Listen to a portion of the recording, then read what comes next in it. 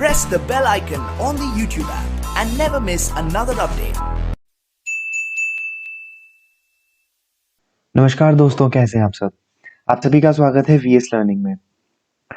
तो आज की इस वीडियो में हम एक बहुत अहम बात करने जा रहे हैं, जो कि हमारे को 31 मार्च 2021 को खत्म होने से पहले पहले करना है।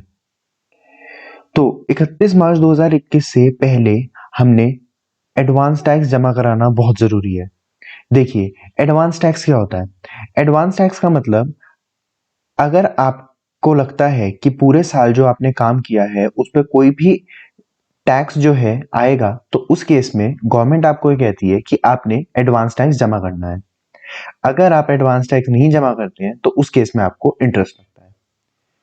एडवांस टैक्स के दो सेक्शन होते हैं, जिसमें गवर्नमेंट जो है आपसे लेट पेमेंट ऑफ टैक्स का ब्याज काटती है।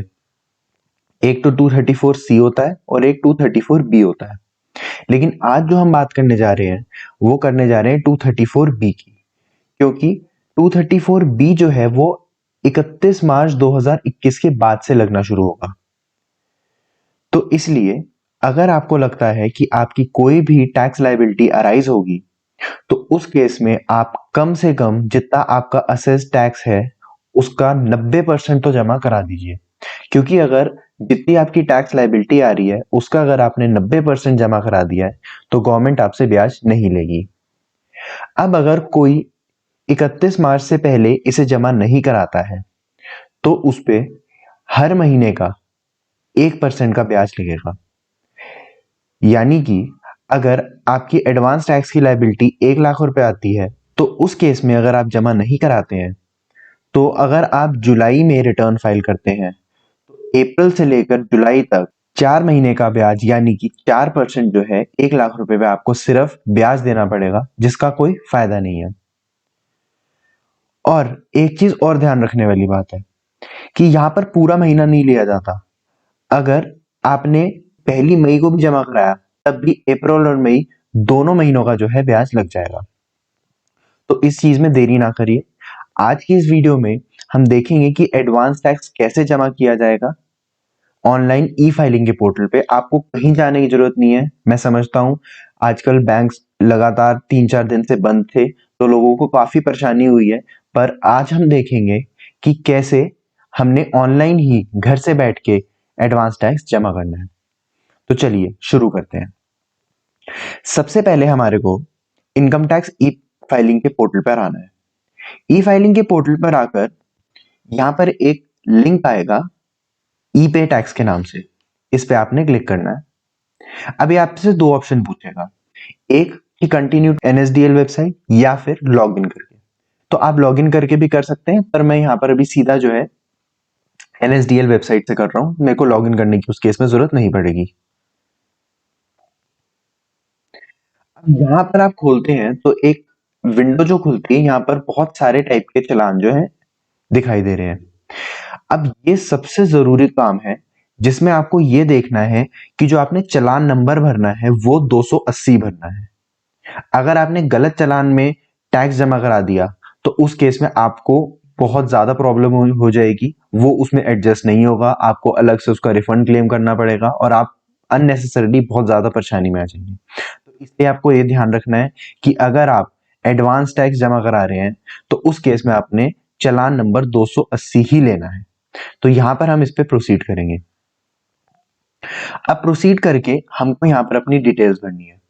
अब दो केसेस हैं, पहला कि अगर आप कंपनी है या दूसरा अगर आप कंपनी नहीं है। फॉर एग्जांपल अगर आपकी पार्टनरशिप फर्म है या फिर इंडिविजुअल है या एचयूएफ है, तो उस केस में आपने income tax other than companies पे क्लिक करना है। तो मैं यहां पर क्लिक कर रहा हूं। अब कौन से टाइप ऑफ पेमेंट की बात कर रहे हैं, हम बात कर रहे हैं एडवांस टैक्स की, तो इस पे क्लिक करेंगे। नेक्स्ट कि आप पेमेंट कैसे करना चाहेंगे। अब एक चीज यहां पर ध्यान रखिए कि नेट बैंकिंग में तो हमारे पास बहुत सारे ऑप्शंस आते हैं, पर डेबिट कार्ड में हमारे पास बहुत लिमिटेड ऑप्शंस हैं। तो ये आपको थोड़ा सा देखना पड़ेगा कि क्या आपके पास इनका डेबिट कार्ड है, और अगर आपके पास नेट बैंकिंग है तो आपका बैंक जो है यहाँ पर आपको मिल जाएगा। फिलहाल मैं डेबिट कार्ड को सिलेक्ट करके पीएनबी को सिलेक्ट कर रहा हूं। अब हमने जिस भी फर्म का या जिस भी पर्सन का एडवांस टैक्स जमा करना है उसका हम यहां पर पैन नंबर डालेंगे।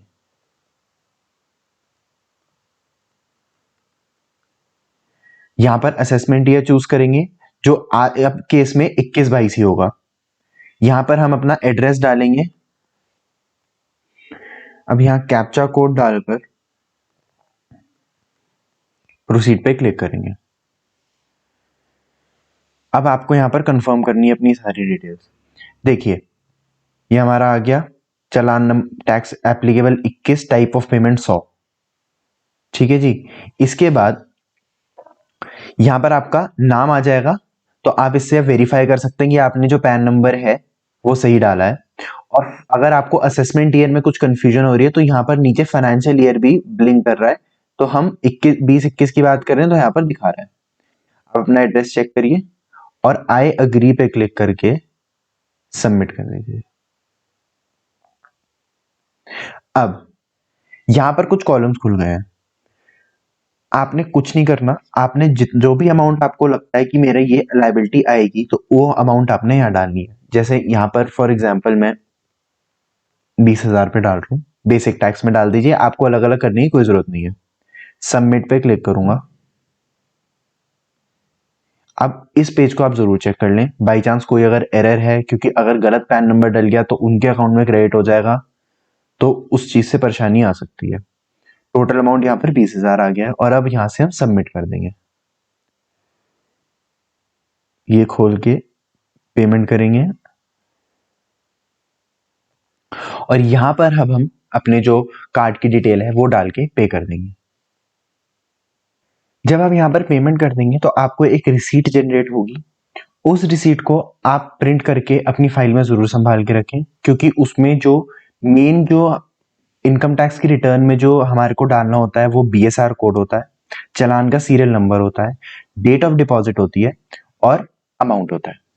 पर अगर किसी भी कारणवश अगर आपसे वो रिसीट कहीं खो जाती है, कुछ हो जाता है, तो आपको टेंशन लेने की कोई जरूरत नहीं है, क्योंकि जब हम अपने इनकम टैक्स पोर्टल पे 26 AS को व्यू करेंगे इस साल के, तो जिस साल का हमने चालान जमा कराया, तो उस केस में हमारे को वहां पर एडवांस टैक्स की पूरी डिटेल दिखाएगा।